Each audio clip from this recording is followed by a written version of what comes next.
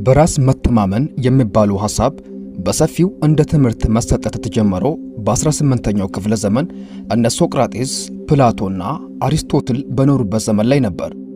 ይህ ሐሳብ ዩታሚያ እየተባለ በግሪክ ቋንቋ ይጠራ የነበረ ሲሆን ቃሉም ሲተረጎም የውስጥ መረጋጋት፣ በራስ መተማመንና በዓላማ መንቀሳቀስ የሚል ትርጉም ይሰጣል። ነገር ግን ብዙ ሰዎች በራስ መተማመን የሚባለውን ሐሳብ በተሳሳተ መንገድ ይረዱታል። አንዳንዶች በራስ መተማመንን ከትዕቢትና ከሌሎች የተሻልኩ ነኝ ብሎ ከማሰብ ስሜት ጋር ያገናኙታል። ነገር ግን በራስ መተማመን ትዕቢት አይደለም፣ ከሌሎች የተሻለን እንደሆነን ለማሳየት የምናደርገው ጥረትም አይደለም። እንደ ሴኔካ ያሉ የስቶይሲዝም አስተማሪዎች በራስ መተማመንን ተርሳሊዮስ በሚል ሐሳብ ያስተምሩ ነበር። የትምህርቱም ሐሳብ የራስን ዋጋ ማወቅ፣ ጥርጣሬን ማስወገድና የህይወት ተግዳሮቶችን በድፍረት ለመጋፈጥ የሚያስችል ውስጣዊ ጥንካሬን በማዳበር ላይ ትኩረት ያደረገ ነበር። አንዳንድ ሰዎች ከላይ ሲታዩ ጠንካራ የሚያስብላቸው የሰውነት ቅርጽ የላቸውም። ቆንጆ ሊያስብላቸው የሚችሉ ውበትም የላቸውም። ብዙ ጊዜ ረጋ ያሉና ቀና ብሎ የሚራመዱ ፍርሃት የማይታይባቸው ሰዎች ናቸው። መገኘታቸው ወይም ፕሬዘንሳቸው እጅግ ኃይለኛና ማግነጢሳዊ ነው። ቃላትን ሳይጠቀሙ ማዘዝና ሰዎችን ወደ ራሳቸው መሳብ ይችላሉ። እነርሱ በሄዱበት ሁሉ ስኬት ይከተላቸዋል።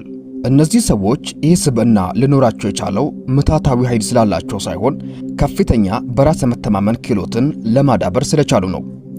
ስቶይኮች ወይም የስቶይሲዝም ፍልስፍና ተከታዮች ብዙ ጊዜ በራስ መተማመን የሚባለው ሐሳብ ሲነሳ እንደ ምሳሌ ይጠቀሳሉ።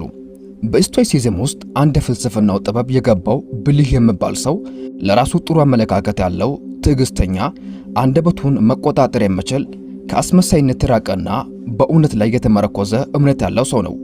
ማንም ሰው በራስ የመተማመን ስሜትን ለመፍጠር ቢፈልግ የሚከተሉትን 5 መሠረታዊ መንገዶችን በመከተል በሁኔታዎች የማይናወጥ ማንነትን መገንባት እንደሚችል ስቶይኮች ያስተምራሉ። 5ኛ ራስን ማወቅ። በራስ መተማመን ራስን ከማወቅ ይጀምራል። ራስን ማወቅ ደግሞ ድክመቶቻችንን፣ ጥንካሬያችንን፣ እሴቶቻችንና ገደቦቻችንን በማወቅ ላይ የተመረኮዘ ነው።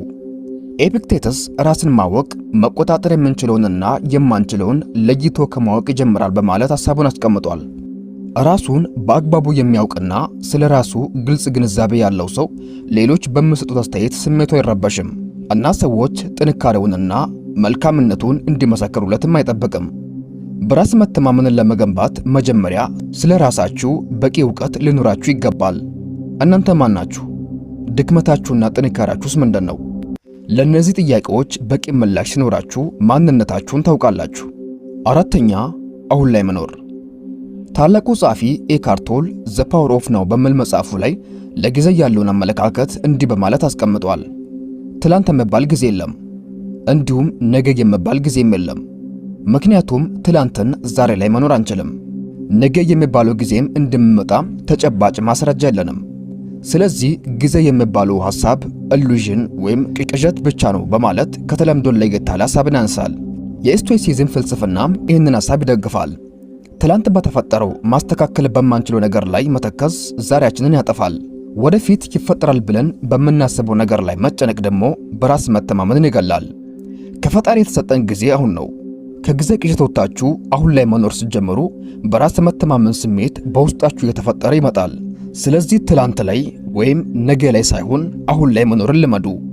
3ኛ ከኔጌቲቪቲ ወይም ከአሉታዊነት መውጣት። በልባችሁ ፍርሃት፣ ጭንቀት፣ ብስጭትና ተስፋ መቁረጥን ይዛችሁ ኮንፊደንስን ለመገንባት እየሞከራችሁ ከሆነ ማንጎ ተክላችሁ የብርቱካን ፍሬን እንደመጠበቅ የተሳሳተ አመለካከት ነው። አይምሮአችን በራስ መተማመን ስሜትን ለማዳበር ስናስብ ያለፈ ታሪካችንን እየመዘዘ ባዶነታችን ለማጉላት ይሞክራል። ከዚህ አይምሮ ጫጫታ ከፍ ብላችሁ በውስጣችሁ የተቀበረውን እውነተኛ ማንነታችሁን መረዳት ስትጀምሩ ግን በራስ መተማመን ስሜት በራሱ ጊዜ እየተፈጠረ ይመጣል። በረባ ባረባ ከማማረር ተቆጠቡ። ከሌላችሁ ይልቅ የተሰጣችሁን አስቡ። በትናንሽ ለውጦቹ እንኳን ማመስገንን ተለማመዱ። አይምሮአችሁ በአዎንታዊ ስሜቶች ሲጠመድ አሉታዊ ሐሳቦችን ከማመንጨት ይቆጠባል። ስለዚህ በራስ መተማመንን ለመገንባት ድክመታችሁን እያነሳ የሚከሳችሁን የአይምሮአችሁን ድምፅ ዝም ማስባል ከቻላችሁና አቅማችሁ በድክመታችሁ በላይ እንደሆነ ማመን ስትጀምሩ አስተሳሰባችሁ እየተቀየረና በራስ መተማመን ስሜት ልቦናችሁን እየተቆጣጠረ ይመጣል። ሁለተኛ፣ ፍርሃትን መጋፈጥ። ብዙ ሰዎች ባሰቡት ነገር ላይ እርምጃ ለመውሰድ በራስ መተማመን ስሜት እስኪሰማቸው ድረስ በፍርሃት ውስጥ ሆነው ይጠባበቃሉ። እውነታው ግን ይህ ነው። በራስ መተማመን የተግባር ውጤት ነው። ከተግባር በኋላ ይመጣል። ከፍርሃት ለመውጣት በመጀመሪያ ፍርሃትን እንደ ጠላት መመልከት ማቆም ይኖርባችኋል። ፍርሃት ጠላታችሁ አይደለም፣ በተፈጥሮ ከተሰጡን ስሜቶች ውስጥ አንዱ ነው። ነገር ግን ሕይወታችሁ እንዲቆጣጠር ከፈቀዳችሁለት ወደፊት እንዳትራመዱ አስሮ ይዛችኋል። ፍርሃትን ለመጋፈጥ ከትንሽ እርምጃ መጀመር አስፈላጊ ነው። በመጀመሪያ ጥንካሬን በዓይነ ሕሊናችሁ ለማየት ሞክሩ። አንጎላችን በተፈጥሮ በእውነትና በግምት መሃል ያለው ልዩነት አያውቅም። ጠንካራ እንደሆናችሁ በዓይነ ሕሊናችሁ ማሰብ ስትጀምሩ ቀጣይ እርምጃ ለመውሰድ ቀላል ይሆንላችኋል። ፍርሃታችሁን ፊት ለፊት ተጋፈጡት። በየቀኑ ለማድረግ የሚያስፈራችሁን ነገሮችን በማድረግ ጀምሩ። ቀስ በቀስ አይምሯችሁ ከፍርሃት ስሜት በመላቀቅ በራስ መተማመንን ስሜት ወደ መፍጠር ደረጃ እያደገ ይሄዳል። አንደኛ፣ በራስ ላይ መስራት። የቻይናው ፈላስፋ ኮንፉሽየስ መሻሻል ለውጥ ነው፣ ፍጹም መሆን ግን ይበልጥ መለወጥ ነው የሚል አባባል አለው። መለወጥ በአንድ ቀን የሚመጣ ስኬት አይደለም። የማይለወጥ አቋም ለመያዝና ፍጹም የሆነ በራስ መተማመን ስሜትን ለማዳበር በሁሉም አቅጣጫዎች የተሳላችሁ ልትሆኑ ይገባል። በአእምሮ ላይ መስራት ከኢንቨስትመንት ዘዴዎች ሁሉ የመጀመሪያው ዘዴ ነው። አእምሮን ለማሰልጠን መጻሕፍትን ማንበብ፣ ኮርሶችን መውሰድና አዳዲስ ክህሎቶችን መማር አእምሮአችንን ያጎለብታል። እንዲሁም በተጨማሪ የገንዘብ አያያዝ፣ ስሜትን የመቆጣጠር ጥበብና የመሳሰሉ ክህሎቶችን በማዳበር ራሳችሁ ላይ ጊዜ ወስዳችሁ መስራት ስትጀምሩ የአእምሮአችሁ የአስተሳሰብ መዋቅር መቀየር ይጀምራል። ሕይወታችሁም ትርጉም እየፈጠረ ይመጣል። በራስ መተማመን ስሜትም ለውጣችሁን ተከትሎ ከልቦናችሁ መፍለቅ ይጀምራል። እነዚህ አምስቱ መንገዶች በራስ መተማመንን ለማዳበር ስቶይሲዝም የሚያስተምራቸው ዋነኛ መንገዶች ናቸው። ሞክሯቸውና በአጭር ጊዜ ውስጥ ውጤቱን የምትመለከቱት ይሆናል።